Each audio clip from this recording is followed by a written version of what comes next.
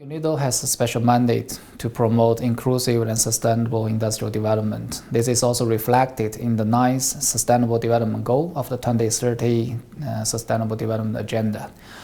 We believe through this kind of holistic approach of providing service on industrial parks, we can help the member states to tackle all the fronts, including the social inclusiveness, environment protection, and the economic growth. We believe this is a good experience and knowledge learned from many successful stories, cases in the world. If you take a look back at history, many of the developed countries, and as well as those emerging, let's say, economies, have benefited a lot from such approach. We understand by establishing and good management of industrial parks, you can actually make full use of your limited resources and generating job and fostering the innovation and to attract the foreign investors. And we believe through this kind of holistic approach, the industrial development will be boosted somehow with all the partner support. And this is exactly the essence of the Sustainable Development Agenda, to fostering partnership, to put infrastructure, innovation, and industrial development together. So with the joint efforts from various ends on this concentrated industrial development area, we believe it is going to contribute to all the sustainable goals. So we think the industrial park approach is very important to the whole 2030 Sustainable Development Agenda. UNIDO is always at the disposal of the member states. Whenever they ask for such kind of service, we provide them as requested.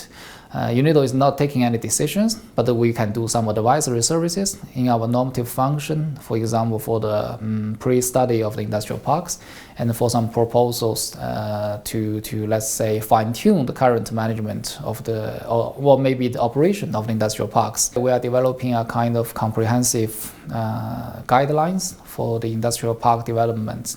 It is going to be published and, let's say, promoted soon after the General Conference.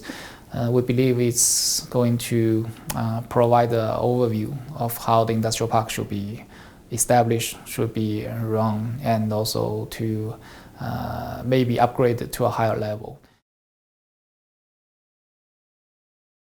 In the 1970s, UNIDO has already published the first version of the industrial park guidelines, but we believe this is a changing world and the world is changing rapidly. We have to keep up the pace with the time. So that's why we are publishing a new version. And recently in Peru, we have successfully held international conference on industrial parks. And this time we are going to have another industrial park side event in Abu Dhabi.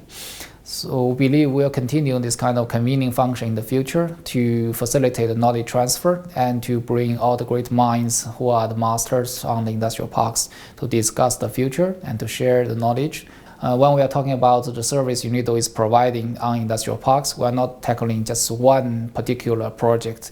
It's like from different perspective of the let's say thematic areas we are dealing with many partners on day-to-day basis. So if we're talking about the achievement so far, I would say it is a continuous progress.